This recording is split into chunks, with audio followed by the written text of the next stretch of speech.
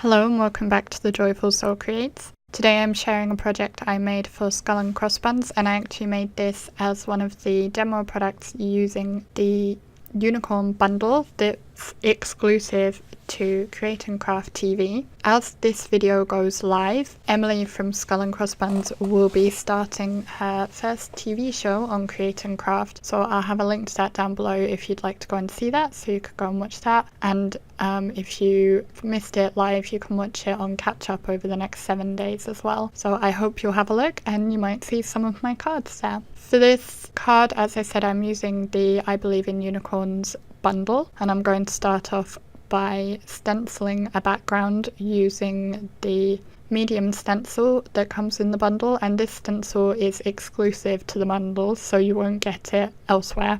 I'm starting by blending all over it with Spun Sugar Distress ink, covering the entire background of the stencil, and then I'm going to mask off one of the rainbows at a time and individually ink blend them. So I started with the Spun Sugar, and next I'm going to go in with Seedless preserves, and I will just apply that to the very bottom of the rainbow, so the rainbow will be darkest at the bottom. And then I'm going to take milled lavender and I will go over the kind of middle area of the rainbow, so it will be Seedless preserves at the bottom, moving up into milled lavender, and then the Spun Sugar at the very top of each rainbow. And I'll move my masks each time and work through one rainbow at a time, creating this kind of ombre look. You could of course do these in more traditional rainbow colours. There's not space for each of the colours, but you could blend with the primary colours, for example, to get a more traditional rainbow look. But I thought it would be fun to go kind of monochrome for today's card.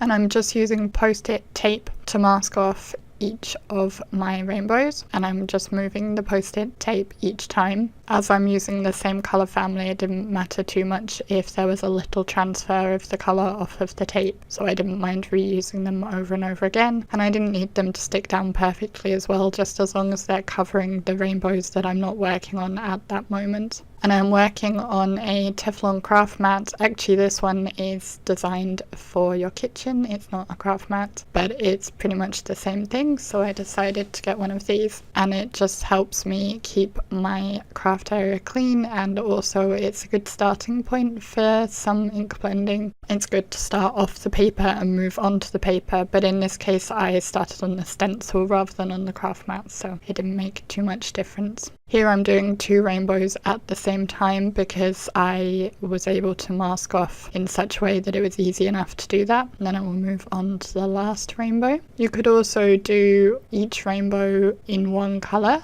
So you could have one red rainbow, one yellow rainbow, one orange rainbow, and so on. And maybe do each one in a gradient. That could be quite a fun way to do it, so that you have all the rainbow colours but on different rainbows perhaps. So once I've completed that, I'm going to go and wash my stencil, and then I will come back and work on finishing up the panel. So I have this unicorn embellishment that I'm going to be having on my card. I haven't attached it yet, I'm just using it as a guide to know where to place my sentiment. And I have this acetate grid to place in my MISTI, which will help me line up the sentiment in the right place. Make sure it is straight and evenly spaced and exactly where I want it. So I'll fiddle around working out how I want to place the sentiment. The sentiment is in 3 parts.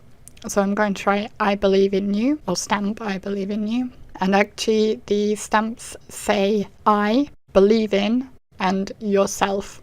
So to get I Believe in You, I will need to mask off the end part of yourself so that it's just stamping you. I'm going to use my Seedless Preserves ink again to stamp the sentiment, and I've masked off that end bit with some post-it tape, and I just have to remember to remove it before stamping down. And I test my positioning and spacing by stamping first onto that acetate grid. This lets me see whether the sentiment is in the right place, if I like how it looks, before committing to stamping it on the card. That way I can make sure I don't mess up the card by stamping it incorrectly.